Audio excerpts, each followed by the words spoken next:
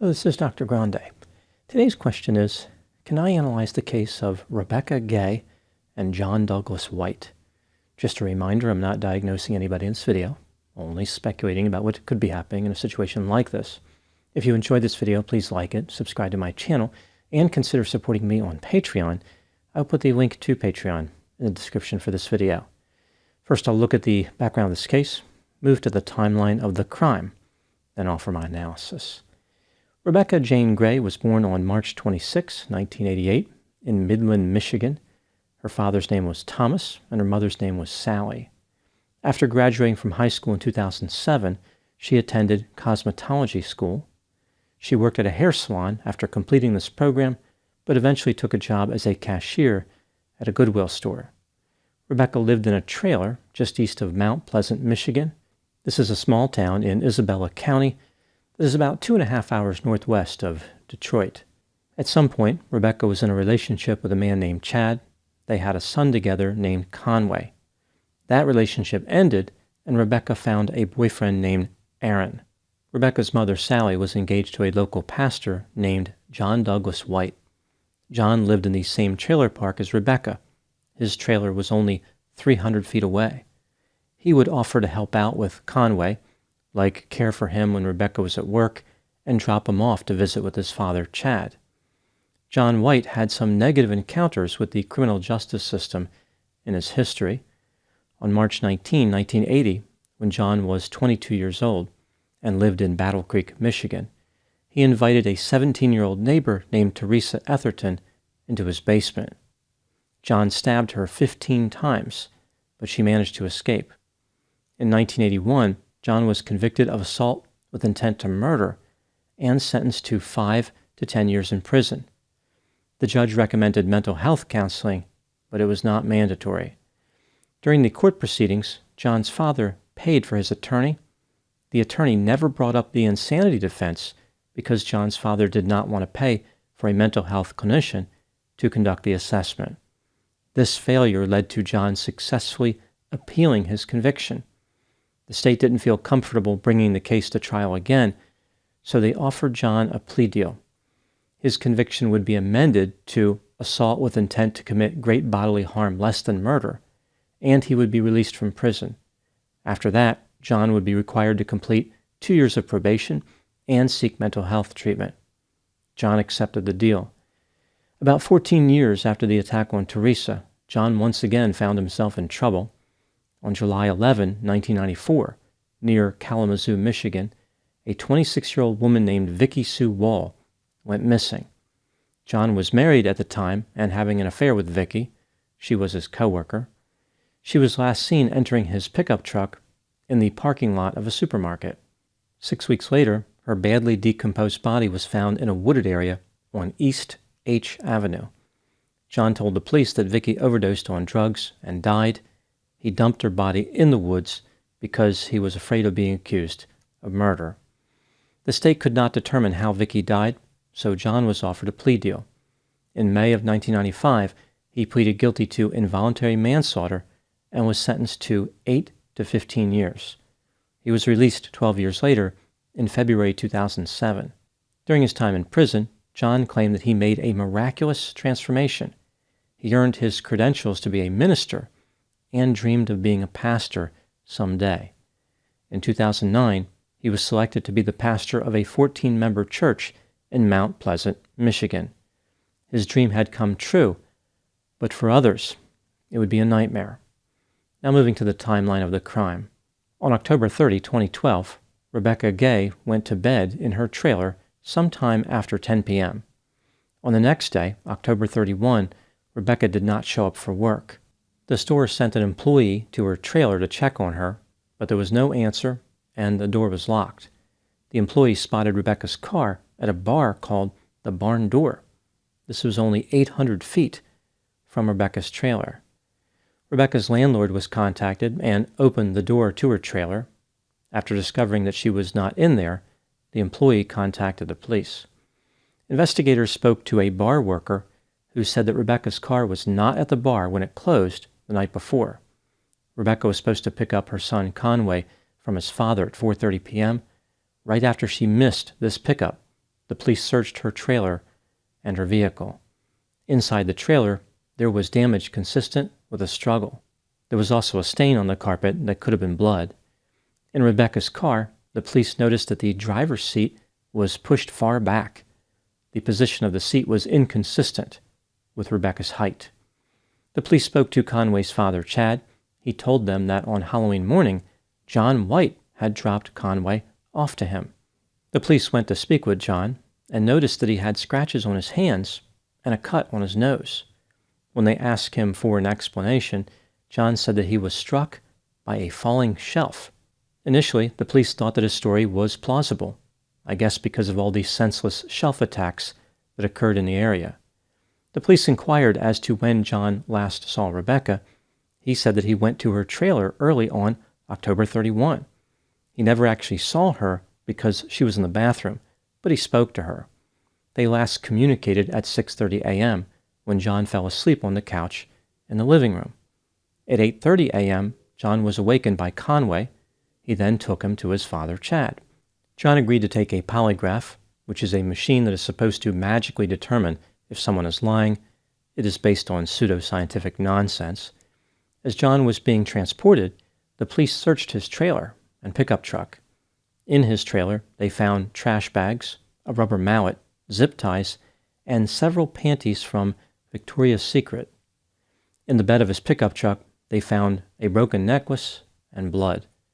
Investigators showed John photographs of the evidence found in the back of his pickup truck. He had no explanation for it and asked for an attorney. Not long after this, John changed his mind and wanted to talk to the police. He agreed to confess to Rebekah's murder if he was granted 3 wishes. He wanted life in prison, which is a strange request considering there is no death penalty in Michigan. John wanted to be separated from other inmates, probably because he was not going to win any popularity contests in prison. And he wanted to make a phone call to Sally Gay. John was permitted to call Sally. He said to her, quote, "You are the love of my life. You probably are not going to see me or hear from me anymore," unquote. He also told her that he loved her, he was sorry, and he could never fix it. After the phone call with Rebekah's mother, John offered a confession to the police. He said that on the night of October 30, he consumed 4 or 5 beers. John watched videos of people having sexual contact with dead bodies. This was a recurring fantasy for him.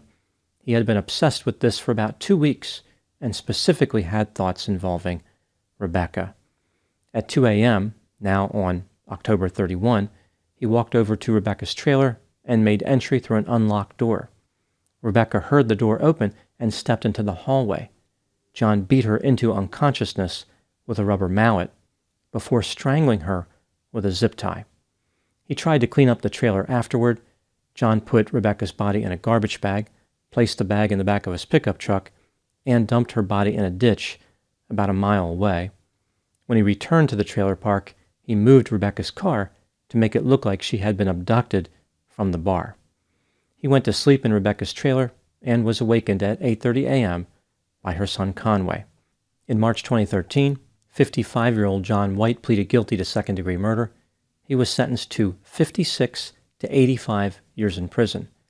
John had a way of escaping his sentences early, and this was no exception. He ended up serving only about 5 months. On August 28, 2013, at 4:17 a.m., he was found dead in his prison cell. John White brought an end to his own life by hanging. Now moving to my analysis. Here are my thoughts on a few areas that stood out to me in this case. Item number 1. Members of the church where John served as the pastor knew about his criminal history, but did not think he was capable of committing a crime ever again. They said that he had met the Lord and was a different person. After John murdered Rebekah Gay, the church member who hired him to be the pastor offered an explanation by saying, quote, "He was doing a lot of good in the community. He was doing a lot of good, and Satan did not want him doing good, and Satan got to him," unquote. Another possibility is the Satan-free explanation that John never transformed into a different person and always had a desire to commit murder. Item number 2. Not everybody in Mount Pleasant, Michigan was a member of the John White fan club. Some people found him to be a little off and said that he would freak them out. Rebekah also thought that John was creepy. She was thinking of moving away due to safety concerns. I think what happened here is that Rebekah needed John's help for childcare, therefore she did not act on her intuition. Item number 3, what do I think happened in this case? This is just a theory, my opinion. From a young age, John had an intense interest in sex, specifically sexual domination and contact between living and dead people. When he was in the Navy, he would brag about visiting many sex workers all across the world. Later, when he was a long-haul truck driver, he was proficient at finding sex workers along the routes that he traveled. This behavior made John appear unnerving to some people, but most people who encountered him believed he was trustworthy and stable. He was able to build relationships and fit in with society. John struggled with his impulsivity.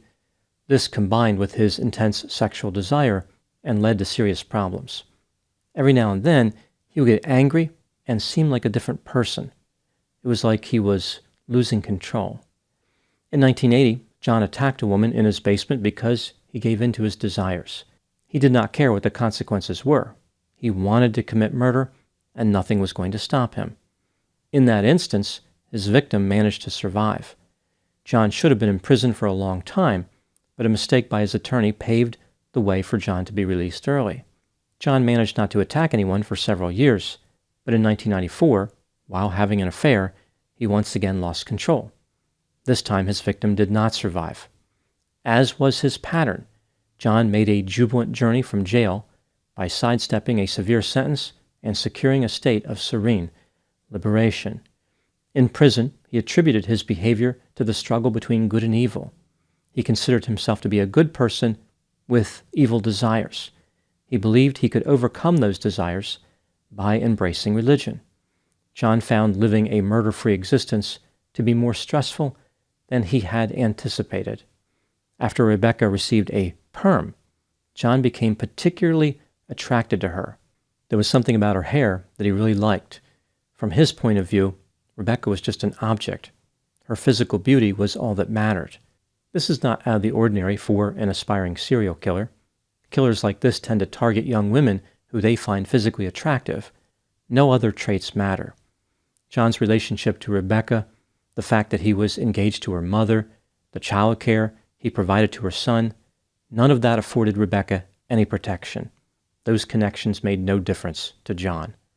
On Halloween, when John made his way to Rebekah's trailer, he was intent on killing her, regardless of the consequences. The specific motive he supplied to the police may or may not have been true, but either way, John was interested in some type of sexual contact. He was hoping not to get caught, but at some level, he knew that he would. John simply made a calculation, and to him, the risk was worth it. He may have even convinced himself that getting caught would be good for him, like it would be a way to stop the evil. Ultimately, John was not a fan of prison and found a way to avoid his punishment. Now moving to my final thoughts. This case shed light on how people interpret criminal records. Some people have been critical of the church members who accepted John as a pastor, but others note that many people who commit crimes change for the better later in life. I don't think the problem in this case was the church forgiving a criminal record. Research has repeatedly demonstrated that individuals with criminal records routinely reintegrate into society successfully. Some researchers even argue that a record of offenses should not be maintained or shared, as seen with the Ban the Box movement. In John's case, what's more important than the presence of the offenses was the nature of those offenses. They aligned closely with the serial killer mentality. This type of behavior is not prone to change, and John should not have been trusted. A serial killer can manifest a curious dichotomy. They can be charming, friendly, and outgoing, but also be manipulative, impulsive, and violent at the same time. John never actually made an effort to change. He never properly addressed his mental health and personality concerns. At some level, John's darkest fantasies were satisfying to him. His life was less about being influenced by Satan than aspiring to become Satan. Those are my thoughts on the case of Rebekah Gay and John Douglas White. Please put any opinions and thoughts in the comment section. They always generate an interesting dialogue. As always, I hope you found my analysis of this topic to be informative. Thanks for watching.